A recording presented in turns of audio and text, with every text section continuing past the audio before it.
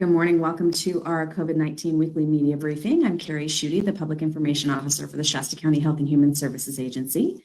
We'll start as we always do with our numbers. We've had 1,786 confirmed cases, including 21 from Monday and 42 from Sunday. We've done a total of 59,582 total tests. We have 10 people in the hospital and 2 in the intensive care unit of those 10. We have 132 people on isolation. Those are people who have tested positive, and another 407 in quarantine. And those are people who are close contacts of people who have tested positive. And as of now, we have had 29 deaths. I think you will notice that we have some faces that are familiar to those of you who have been participating in these for a long time. We've got our hospital partners on with us today. There has been some conversation out in the public about the impact that COVID has had on our local healthcare system, and we wanted to invite our hospital partners back to talk a little bit about that and describe the impact that COVID is currently having on the healthcare system. So I will introduce them first, and then after that we will open up to media questions for the hospital and for our Health and Human Services Agency partners. So with us today we have Robert Folden from Mercy Medical Center, Mark Mitchelson from Shasta Regional Medical Center, Lewis Ward from Mayor's Memorial Hospital District, he's their CEO, and then Dean Germano from the Shasta Community Health Center. Thank you to all 4 of you for being here with us today. We appreciate it. And I wanted to just turn the floor over to the 4 of you to share what you would like to share with all of us.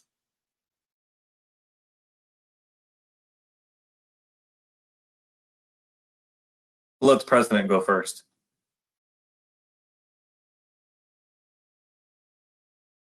Do you want to go first? Yeah, sure. I'll take it. That works. We should have Rochambeau'd this right before the media event, but so just want to say a little bit about Shasta Regional. You know, one of the things we wanted to talk about was, you know, even though the community, we have that jump in cases, one thing that we're seeing is we are testing a lot in the hospital, we're testing a lot in the community, but the significant majority of these cases are still being sent home on home isolation, home quarantine. So talking for our hospital, while we see these cases throughout the community going into the purple zone for restrictions, the hospitals are still doing okay.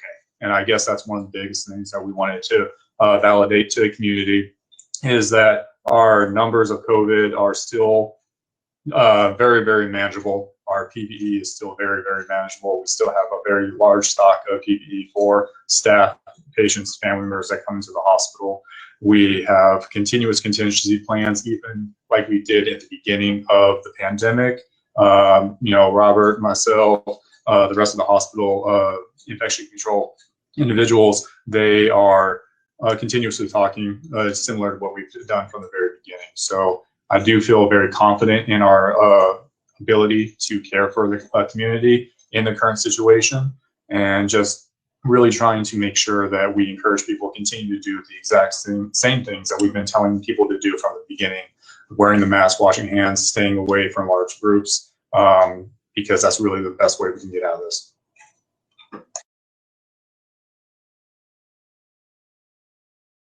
So this is Louis Ward at Mayor's Memorial Hospital District in Bernie and Fall River Mills. I would agree with Mark. Everything is still rather manageable in terms of PPE, testing supplies. We are finding some concern around testing supplies, as it seems the demand, of course, has risen in our area, and so that demand is in fact pushing against what we have available. We are finding avenues that we can bring in more swabs or rapid tests based on the needs, but it has become increasingly difficult as that demand is grown 2 or 3-fold in the past days even. So right now we're testing anywhere between 80 and 100 people a day. So of course, Earlier in the year, maybe we would test 10, 12, 15 people a day. So that's changed quite significantly for us. We are experiencing some COVID-related workforce issues, as I imagine the other hospitals are too. Being in a small community, even one COVID case can result in a number of exposures. And those exposures, of course, can create a workforce issue for us. And so we are experiencing quite a bit of that right now. So people are staying positive. We continue to keep encouraging people to continue to wash their hands, wear their masks, try to be smart about the decisions that they're making. And so far, we've been successful in that. But happy to answer any questions related to our area, if there are any.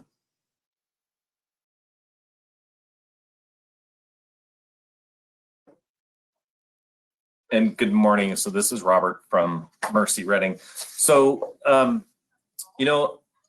throughout this entire pandemic, we've had a constant need for services within the community, and clearly within the last month or 6 weeks, as we've seen more disease throughout the community, we obviously have more patients here in the hospital being treated. Hasn't really taxed us per se on our ability to serve other patient populations. Yes, we are coming into our busy season. So I think for all of us, hospital folks, as we come into the winter months, we always worry about the flu season and the impact that's going to have. It gets a little more complicated because this is also the time of year where many commercial patients want to have procedures done before the end of the calendar year so that it all falls within their copay and whatnot. So that does kind of stretch our system a little bit. We've been very fortunate at Dignity. We have several different testing platforms. Louis, we probably should talk. I'm sure we can provide some support. But we do have 2 additional platforms that we've brought live within the last month. As a system, we've put together a lab in Arizona that has the capability of doing tens of thousands of tests every day. So that will certainly benefit the community. The challenge for us right now is with respect to PPE is with our primary masks. So you've heard us talk before about our contingency plans. We have a primary, secondary, tertiary mask so we always have a backup to the backup, but we are starting to run critically low on our primary masks. So we're going to start test fitting to our secondary and tertiary masks, just in case we aren't able to get more of our primary. And part of the reason that's a problem is because this pandemic has been going on for so long, we're seeing many of our raw materials are being depleted. So you may have read stories about raw materials for gloves and masks and cleaning equipment or cleaning supplies that are no longer available. So that's kind of the new challenge that we are all faced with. But again, as hospitals, we plan together and we've got options available to us. So I think all of us are still here poised, ready to provide the services that the community needs. Yes, this increase recently strains the system a little bit, but I think we'll weather this. I wasn't sure if I was going to talk about this, but I think the thing that we're also facing is a positive thing. So on the other side of this, we have quite a few folks that are expecting, and we'll have some new additions to the family here next year. So I think we'll be seeing our first crop of COVID babies coming through here pretty soon. So that's kind of an exciting thing.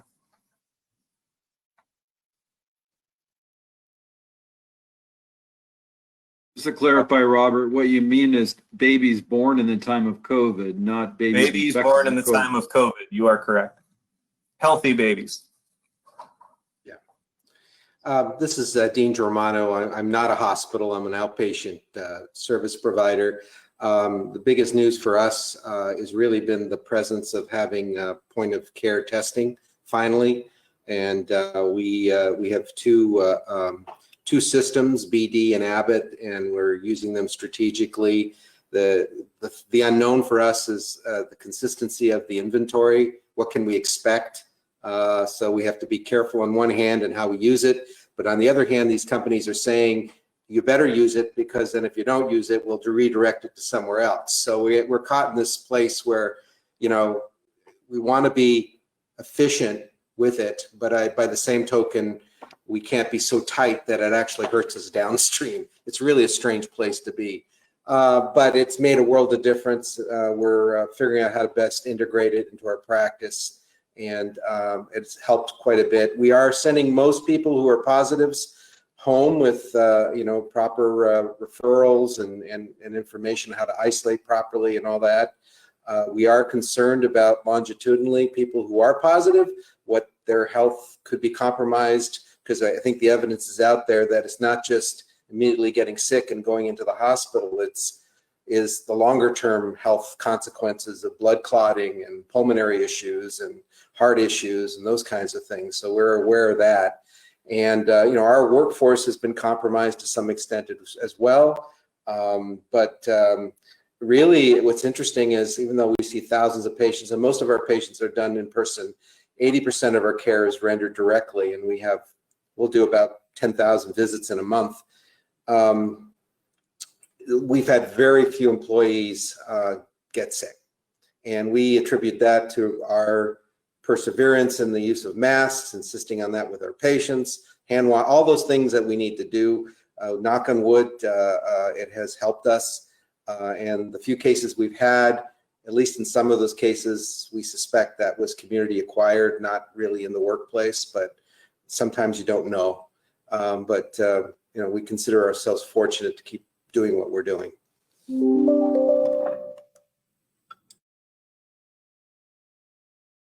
All right, thank you to all of you for those updates. On the county side, we have Robin Schurig is the Director of Public Health for the Shasta County Health and Human Services Agency. Donnell Ewert is our Director of the Health and Human Services Agency, and Dr. Karen Ramstrom is our Health Officer. Did any of the three of you have anything that you wanted to add before we open to media questions? I do. Good morning, everybody. So I think everyone's been tracking very closely the couple of outbreaks we've had recently that contributed to our initial increase in numbers. I'm really pleased to say that both of those situations have really turned around. Our skilled nursing facility situations are much improved. And in terms of BSSM cases, those have been dramatically dropping off, and we have a much smaller number of active cases at this point. So we're really, really pleased with the actions that BSSM has taken to make that happen. What's happened since then, as we've seen this overall general uptick just a little bit community-wide, and so that's what we're working on right now. And so we really need the community's help to get those numbers to come down. And that's by doing the things that we've been talking about all along. So now is the time to make sure when you're out and about that you're keeping your distance, that you're being diligent about wearing your face covering and staying home when you're not feeling well. So all of that's good news, but now we community-wide just need to take those extra steps to continue in the right direction. We've seen other counties do that, and I think we can do it, but we do need to work together to take those prevention measures.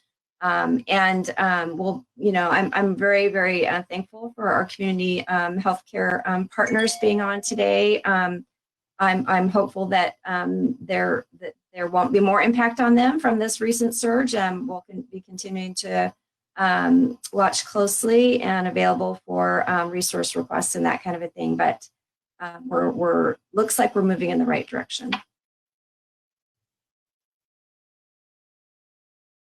It's great news. Anything else from Robin or Donnell right now? Okay, we're ready for media questions. Well, I'll jump in and ask either Dr. Ramstrom or maybe Donnell. What's the point of view of public health in this possible rejection of the purple tier? Where do you stand on that? What do you think about that? Where do you go from here?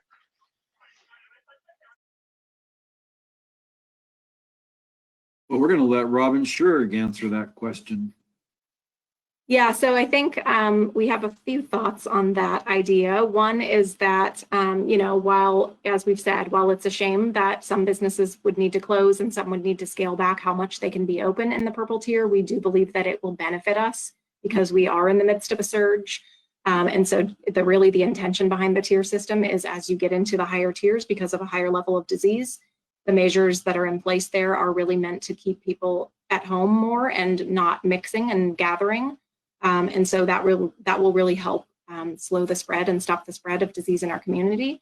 And the other thing to be aware of that we feel about this concept of ignoring the purple tier is that, this is a state requirement and there are state agencies that will enforce the new restrictions on our local businesses, whether we, agree that we should be in the purple tier or not. And so that's going to happen regardless of what we decide about whether we like the purple tier or we don't like it. And so, that is going to have an impact on our local businesses if they choose not to abide by those restrictions that are required now for them by the state. Thank you, Robin. I apologize for not thinking to ask you. That's okay. Thanks, Mike.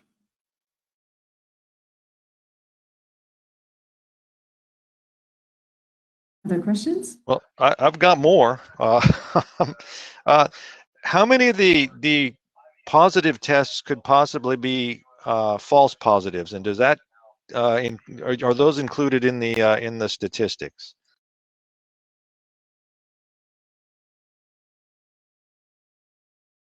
So yeah, I think that we need to be careful about that.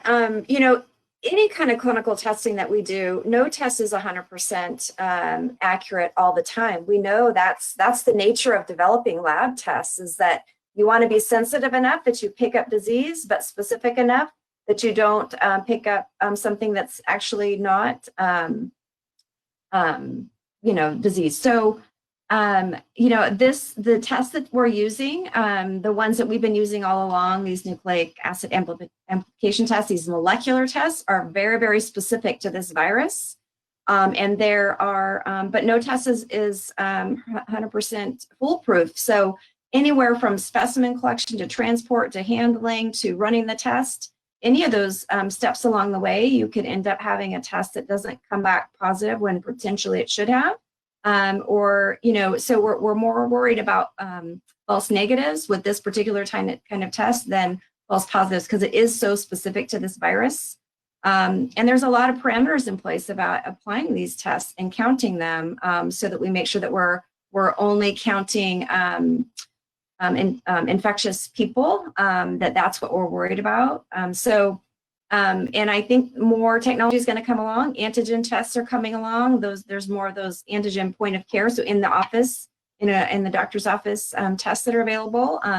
And all of those have their pros and cons. And so, those are the kinds of things that we just need to have, like we do with any kind of test, what the indications are for using that test to make sure it's going to be as valid as it possibly can be. And so this is, it's not like any other test that we do in a clinic. Are you hearing from people at all who say they're having difficulty getting tested?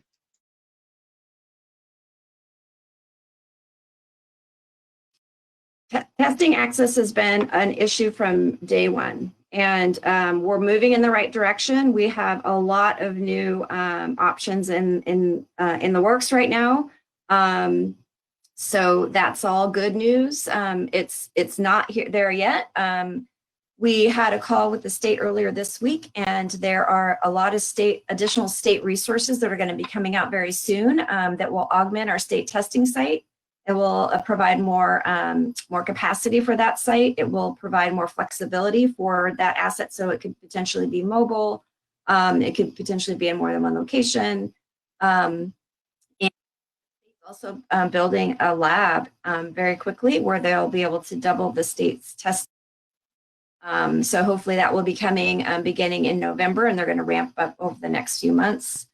In addition, new technology is coming out with antigen testing, and those are the kinds of tests that you can do in the doctor's office. So we're hopeful, and we're moving slowly in that direction. A lot of effort going on, at least at our Department Operations Center, and I think in our clinical partners could speak to that too. That they're doing that kind of work to ramp up as they can. But we continue until those supply chains come along with this new technology to support it. We kind of are, constantly in this place where, we continue to have challenges. But like, the hospitals spoke about and Dean spoke about, having more than one platform available gives you some flexibility. So you can, when supplies run out on one machine, you can get them for another. But we are not where we, in that ideal place yet with testing, but we're getting closer. Okay, last one. Generically, what's the best guidance for weddings?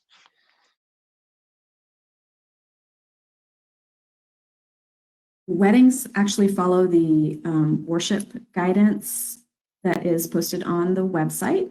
Wedding ceremonies are allowed following that guidance. Wedding receptions are not. Those would be considered gatherings. Thank you, everybody. So I I just, follow up on your question, Mike. In terms of people not getting a test, anybody can get a test. It's a matter of timeliness. That's the main issue. We have testing sites for people who are asymptomatic, and we have testing sites for people with symptoms, but it may not be as timely as we would like. And I think that's the main issue Dr. Ramstrom was trying to address.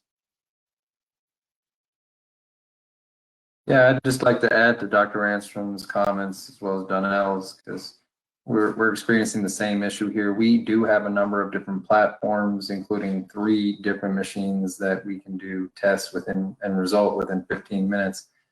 The issue is, of course, reagents and testing supplies to keep all of those machines, or even one of those machines, going day to day.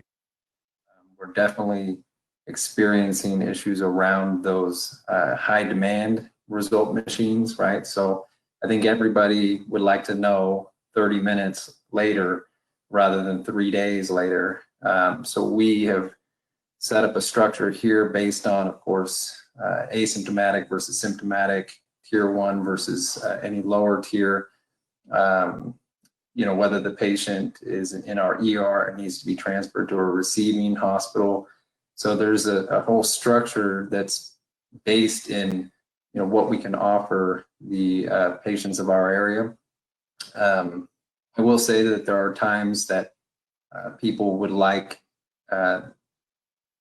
to circumvent that structure, but just keeping steadfast and continuing to educate patients as well as our own staff in why we're doing what we're doing is imperative. And we are very much looking forward to the day that we can all just be at a point where we have all of the supplies we potentially could need.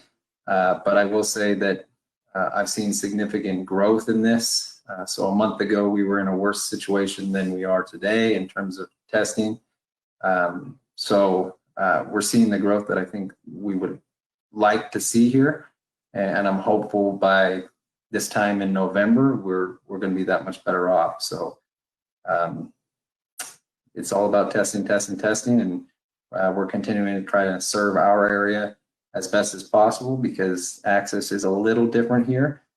If we don't have the testing is readily available to them, a 70-mile drive to Reading is somewhat cumbersome, and I think we would see people choose to potentially not test that should test. And so we're trying to stay out in front of that so that we can manage the health and wellness of the Intermountain area here. So just adding that to the conversation. Thanks, Louis. So if I am feeling the symptoms or even not, what's the most efficient way for me to get a test? You should go to shastaready.org and click on the Get Tested link. There are a variety of options on there to get you to the testing that's most appropriate for your situation. We definitely want to remind folks that going to the emergency room for a COVID test is not advisable. The best way to get a test is through one of the places that's on the website. And if you are experiencing symptoms, we do want to make sure that you do stay home and away from other people while you're waiting to be tested and waiting for your results.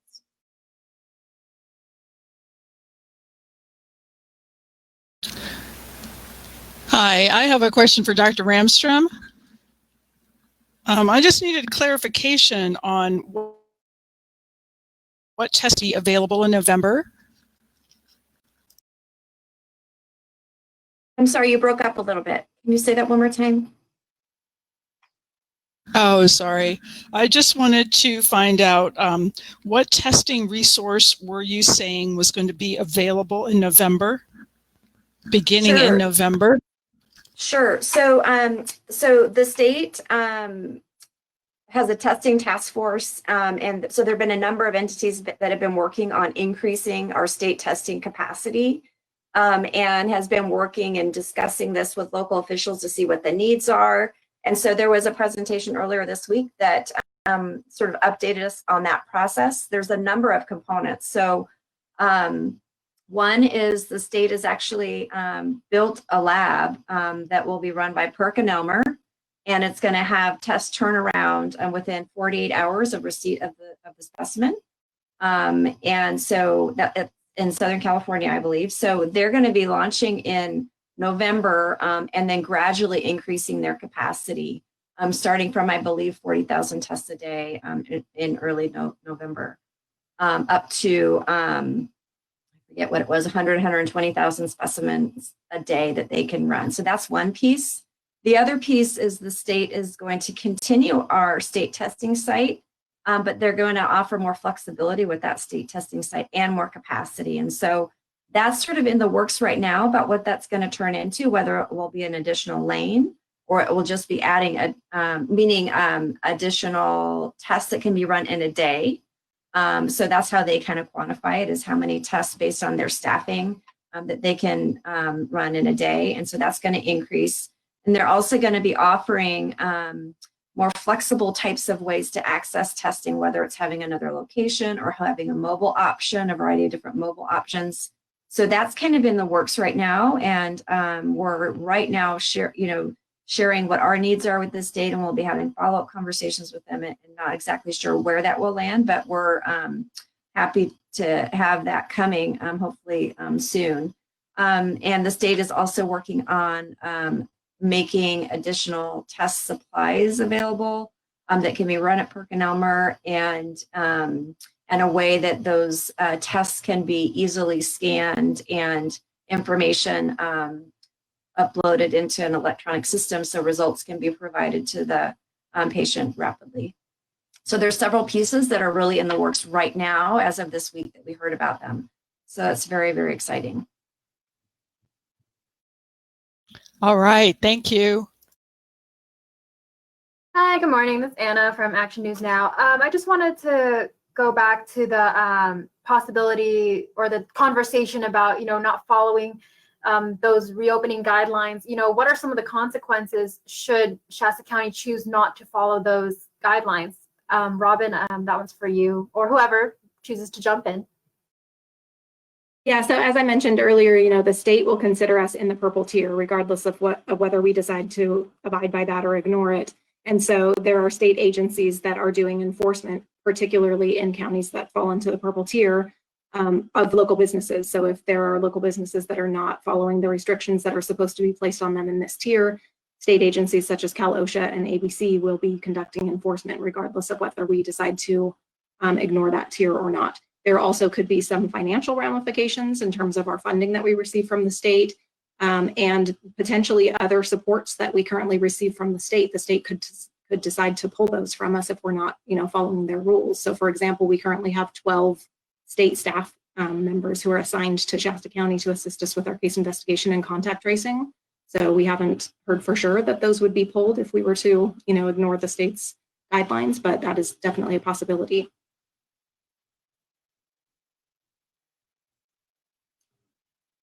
To follow up on that, I guess from public health, and would it be better just to follow those guidelines, or just kind of see what happens if we choose not to? So from a public health standpoint, we definitely think it would be better to follow the guidelines. There's all those consequences that I just mentioned, as well as, of course, the disease control that comes with encouraging people to stay at home more, not frequent businesses where you're mixing with other people. That's going to really help us get a handle on this surge that we're currently seeing and get our numbers down and get us more quickly back into the red and eventually the orange.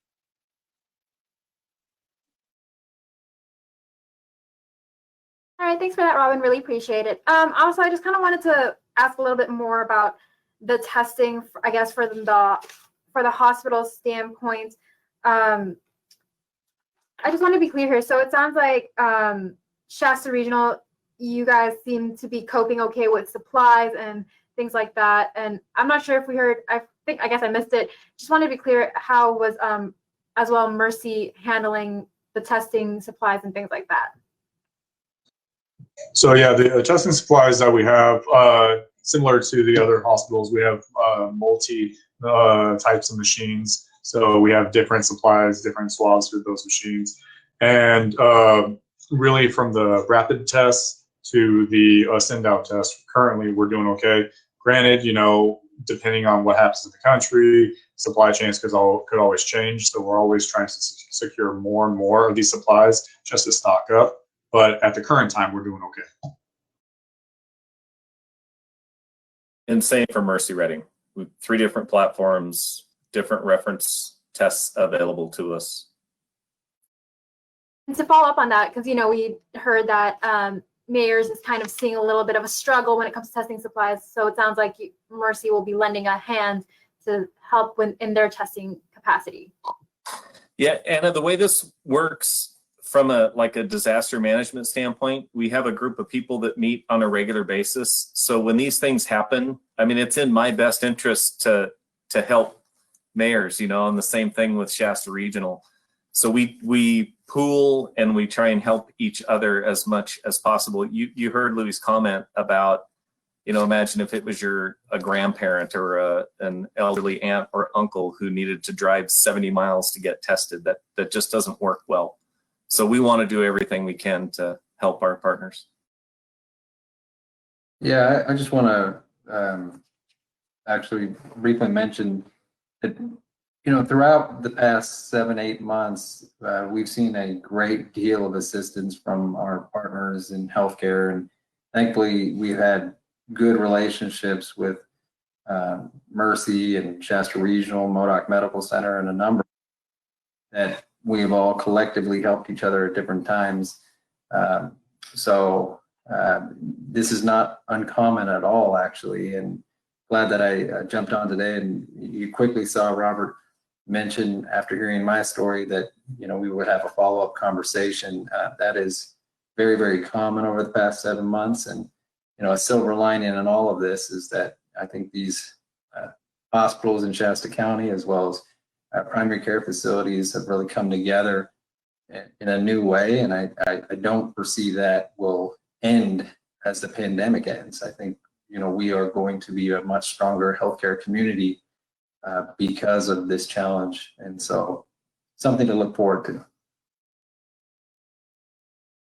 Yeah, and I think, it's probably only fair to mention that actually it was Val that participated in the incident command for many months representing the hospitals. So that was a huge support to us, quite frankly.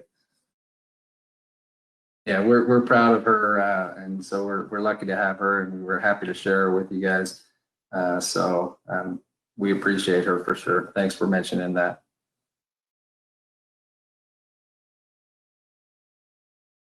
Thank you.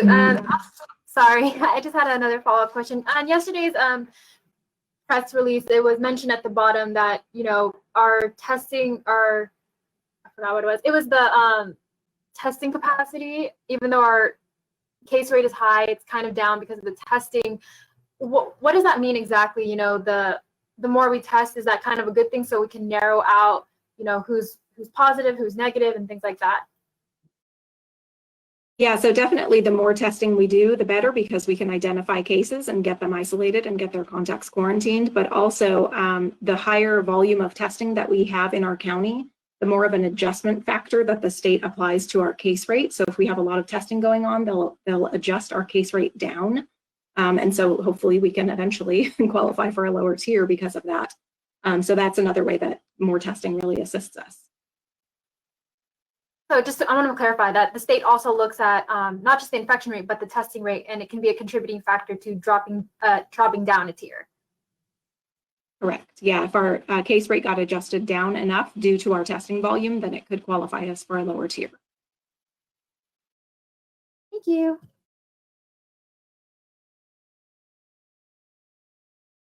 We also had a question about treatment of patients. And since we have you healthcare folks here, the question is about what sorts of treatments are being used on COVID patients. Is that something that any of you could address?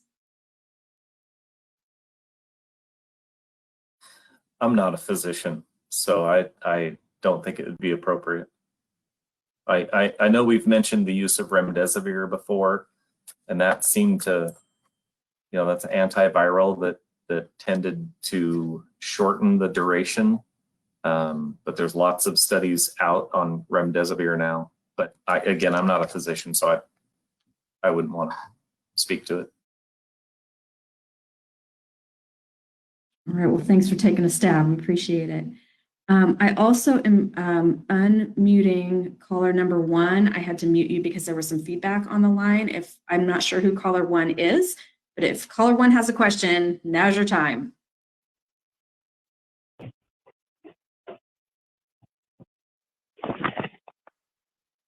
I hear activity on caller 1's line, but no questions. Okay. Are there any other questions before we adjourn for the day? Can you hear me okay? Yes.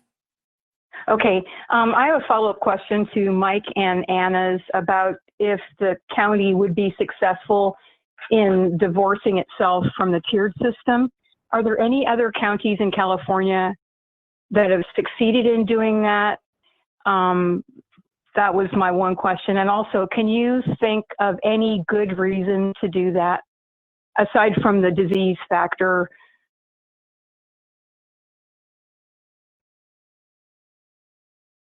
So I don't know of any other counties that have done that. I wouldn't necessarily know if there were some counties that had. I believe Riverside County did something where they referenced, you know, trying to sort of do their own thing, but they also made sure that they made it clear that they would also take into consideration the state's tier system. So I don't know what ended up happening with that action or how that worked out for them. But as far as, I think your second question was any benefits to doing that. And I would say, no, I don't see any benefits of doing that. I think the intention behind it is that there's a sense of sort of unfairness that, you know, our businesses are being impacted by moving into the purple tier. And while that is true, it will hopefully be short term and it will help us get out of this current surge, and it will, you know, save the health and lives of our community members. Thank you very much. And I have another question to Shasta Regional, and I'm curious about the turkey trot. Wouldn't that be considered a large gathering? It absolutely is, and truly we are transitioning the turkey trot to a virtual one. More information is coming out to the community actually very soon, and it's online on our website. So unfortunately, yes, the turkey trot is no-go this year, at least in person. Thank you. And then my last question is, can you give us an update on the numbers for BSSM and some of the skilled nursing facilities such as the Vistas? Yeah, I don't have any more current numbers than I shared at the board meeting yesterday. Was that 321, if I remember correctly? for BSSM?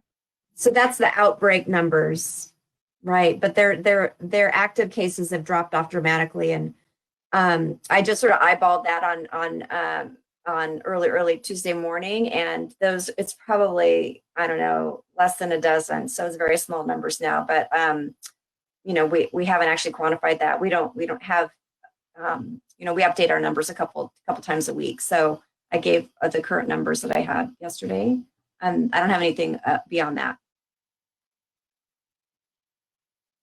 So when you say outbreak numbers, you mean the total numbers since September, I think, is when Bethel released the first numbers. So I'm just saying, so we don't have, we have a lot going on here at the DOC. And so staff we're doing work every single day to do case investigation and contact tracing, but to actually pull all of the numbers together across multiple types of different data streams and all of that, we don't have all of that compiled every single day. And so I don't have anything other than what in addition to what I presented. I'm happy to recap that, but I don't have anything new to share today about those numbers. Okay, thanks. I did watch the board meeting, so I'm aware. Okay, all right, thank you. Any other questions? All right, thank you everyone for participating again. Thank you to our healthcare partners for being with us today. It was nice to have you back. We will be here again next week at 11 a.m. on Wednesday. Everyone stay safe and healthy. Have a great day.